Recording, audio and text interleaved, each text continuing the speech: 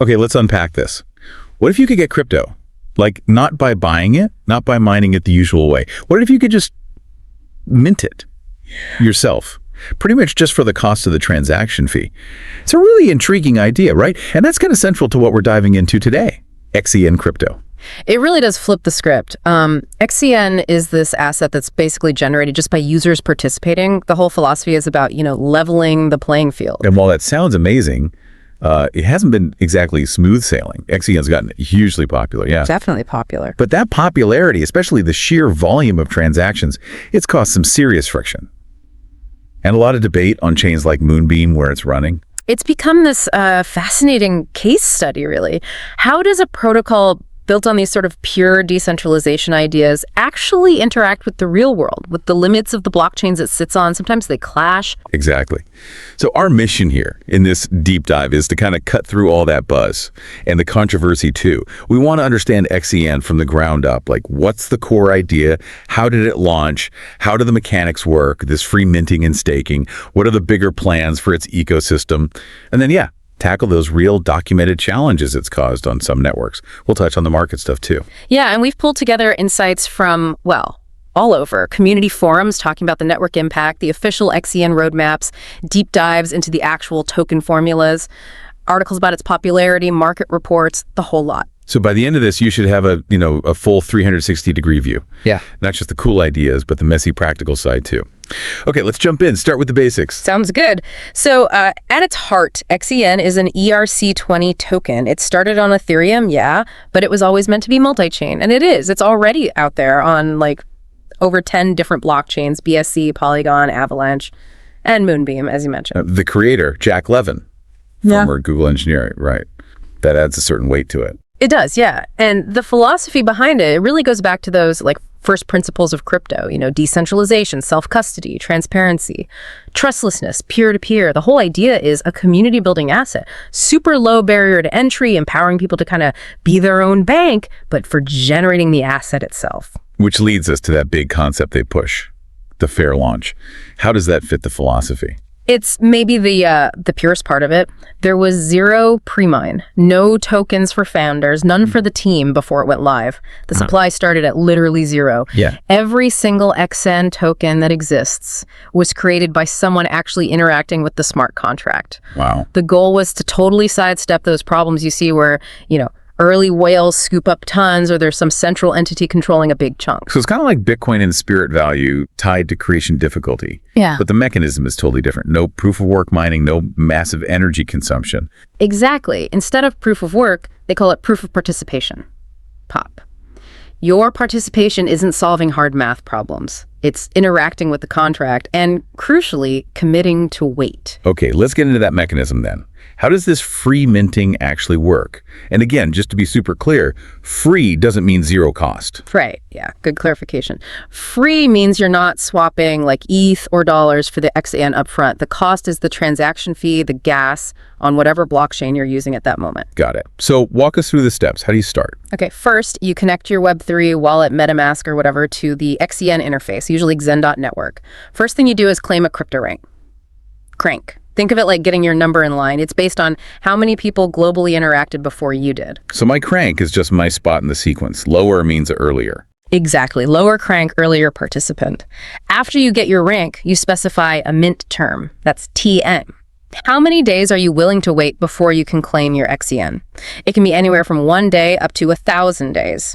Though there were some limits on the max term you could pick right at the start. And then you just sit tight. Pretty much. You wait for your chosen term to finish. Once it's done, you have to do another transaction, pay gas again, to actually claim the XEN rewards you've minted. Okay, now this is where it gets really interesting, isn't it? The amount of XEN you get isn't fixed at all. It depends on a bunch of dynamic stuff. How's that calculated? Yeah, this is the core of the tokenomics. The reward formula depends on a few key things. First, the difference between the global crank, that's everyone who's ever participated, and your specific crank. The more people who join after you, the bigger this difference gets. Okay. So network growth after you join helps your potential reward. Right. Then there's your mint term, T. Generally, waiting longer, a longer T, can mean higher potential rewards. And then there are two time-sensitive multipliers. There's the reward amplifier, AMP. It started high, like 3,000, but it decreases by 1 every single day. And there's the early adopter amplification, EAA. That starts at 10% and goes down by 0.1% for every 100,000 new global participants. Both of those clearly favor people who got in really early. Definitely. They reward being early to the network. So the formula they show, log 2, CRGC, re2U, TAMP, 1 plus EAA, it's logarithmic on the growth after you times your wait time, then hit with these decreasing amplifiers. What does that complex math tell us about the overall supply? Well, first, it tells us there's no hard cap on the total supply. It starts off very inflationary because those amplifiers, AMP and EAA, are high, and that rank difference grows fast early on. But as the network gets bigger and more people join, the relative difficulty of minting more XEN goes up because AMP and EAA drop, and that logarithmic growth factor has less percentage impact. So the design is for it to become disinflationary over time. The goal, way down the line, is supposedly a flat, stable yearly emission rate. It's this complex feedback system trying to balance growth incentives and long-term supply. You mentioned limits on the mint term initially. How does that change? Right. At launch, the max term you could pick was 100 days. But there's a built-in mechanism. Once the global crank passed 5,000, that max term started increasing logarithmically. The formula is 100 plus log 2, global crank 15. So as the network grows, the maximum time you can commit, it's longer, potentially over 550 days eventually. It subtly pushes people towards longer commitments as the network matures. What if your term ends and you forget or delay claiming your XEN? Any penalty?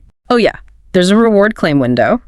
You have some time after your term ends, but if you wait too long, penalties kick in. It starts small, like maybe 1% loss on the first day you delay, but it ramps up fast. Wait 7 days, and you could lose like 99% of your reward. Ouch. It really incentivizes you to claim promptly, which also kind of cleverly helps the blockchain itself by not letting unclaimed rewards just sit there forever, bloating the contract state. Right. Ties user action to network efficiency. Okay, so that's minting. What else? Staking is a big part too, right? It is. Once you've got your minted XEN, you can choose to stake it, again, for a term between 1 and 1,000 days, and you earn APY rewards for doing that. The interesting thing here is when you stake, your XEN tokens are actually burned. They're removed from the circulating supply for the duration of your stake. Burned, not just locked. Burned. Then, at the end of your staking term, the original amount you staked plus the APY rewards you earned are reminted and sent back to you. Huh. So staking is both a reward mechanism and a way to temporarily shrink the circulating supply. Exactly. And the APY, like the minting bonuses, starts high 20% initially, but it also decays over time. It drops 1% every 90 days, eventually hitting a floor of 2%. And just like minting, if you decide to unstake early before your term is up, you forfeit all the APY you would have earned. Another time commitment incentive. Okay, minting, staking. What's the rider vision here? What else is XEN supposed to do? Well, fundamentally, it's an ERC-20 token, or the equivalent standard on other chains. So theoretically, anything you can do with a standard token, you could do with XEN. Which means DeFi integration is key. Absolutely. It's designed to plug into DEXs like Uniswap, SushiSwap, lending platforms, maybe yield farms. You can trade it, provide liquidity, maybe use it as collateral down the road. And being on multiple chains isn't just for show, right? They talk about cross-chain stuff. Yeah, the ambition seems to be for XEN to act as a kind of universal adapter for value between these different blockchain ecosystems. Being multi-chain offers benefits like potentially cheaper transactions if you use it on a less congested chain than Ethereum, and you get access to apps on all those different networks. It puts XEN in that whole growing cross-chain space. Though, moving assets smoothly between chains often still needs tools like bridges or aggregators, maybe RocketX or Rango, and you'll always need the native gas token of the chain you're moving to. Makes sense. What about the future roadmap? Any specific features planned? Yeah, the roadmap mentions a few interesting things. One is tradable stakes. The idea is your staked XEN position could become an NFT, XE NFT, so you could actually sell your locked stake along with its future potential yield to someone else before the term ends. Trading your commitment? That's novel. It is. They also talk about a possible reflection token. You generate that by burning XEN, and it would be distributed back to the burners and maybe stakers of this new token. Another deflationary idea. Using those XENFTs as collateral to borrow XEN is another one. And then XEN flash loans. Flash loans. How would that work with minting? The idea is to help people cover the gas cost for claiming their rewards. So you could potentially get a flash loan for the gas, use it to pay for the claim transaction, and then the loan gets repaid automatically from the XEN you just claimed, all within the same block.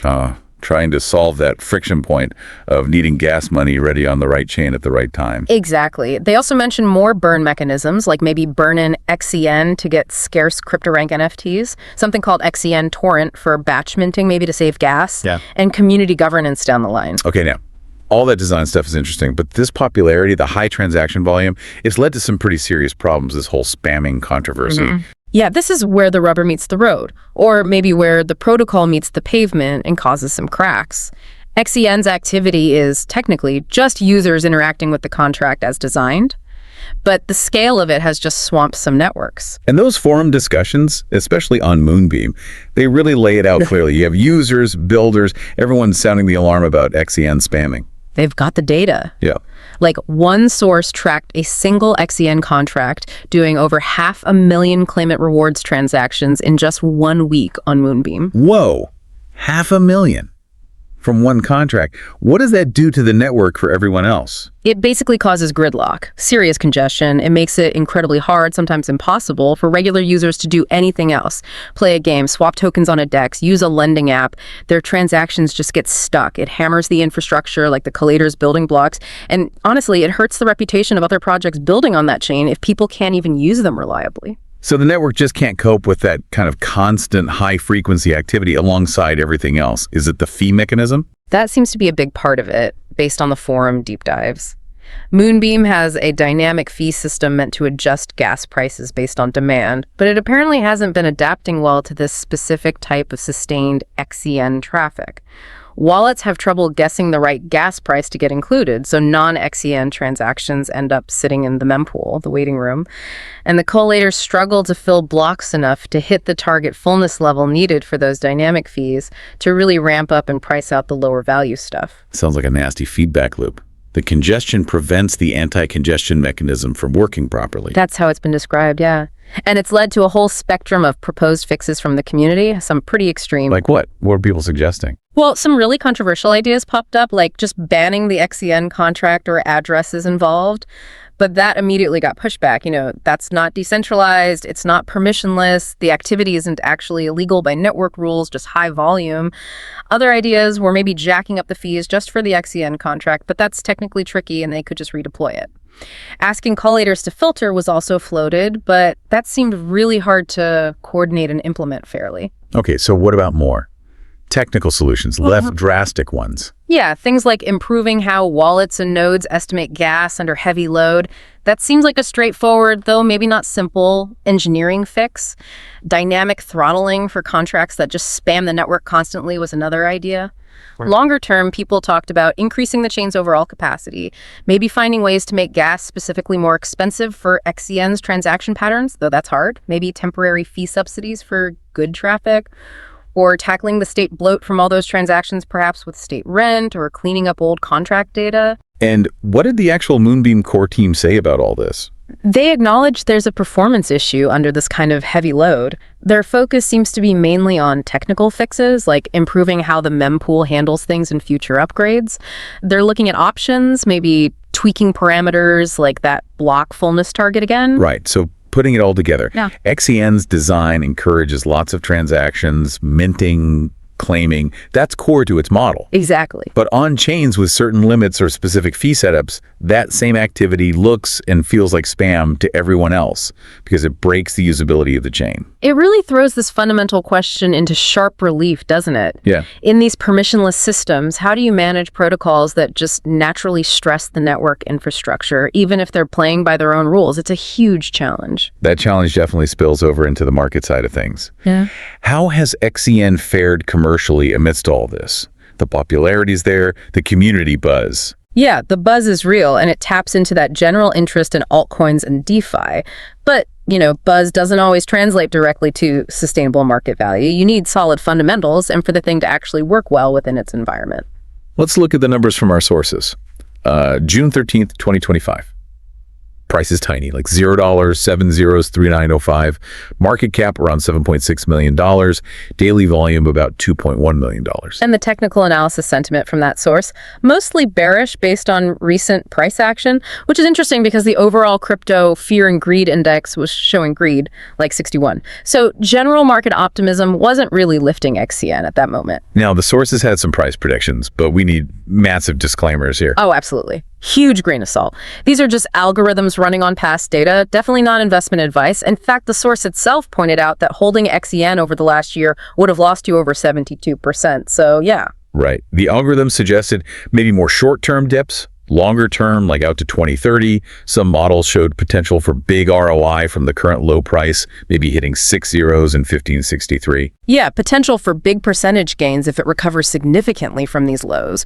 But even those long-term algorithm predictions didn't see it getting anywhere near, say, 1/100th of a cent, let alone 1 cent, even by 2050. So important context for any huge potential ROI claims. Very important. And what else moves the price? Usual crypto stuff. Pretty much. Basic supply and demand driven by minting, staking burns, trading, overall market mood. Any big news about XEN itself, like protocol updates or new features actually launching, regulations, obviously, adoption, and whale activity can always make waves, especially with a lower market cap asset. The bottom line seems to be it's volatile. You really need to understand the tokenomics and these network challenges to evaluate it, not just look at price charts or predictions. Exactly. The price is just one piece of a very complex puzzle here. Okay, let's try to tie this all together then. We started with this really compelling concept.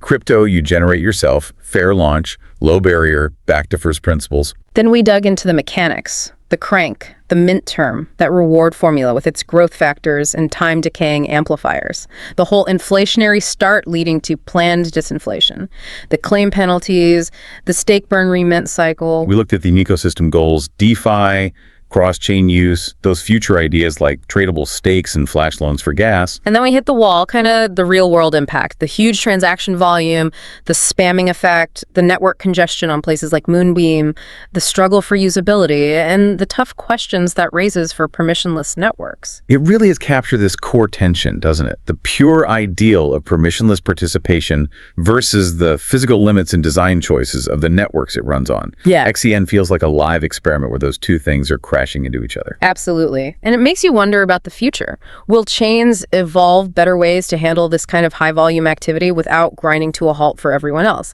Better fee markets, more throughput, different designs altogether? Or will certain protocols just naturally gravitate towards chains built specifically for them? It's a lot to think about.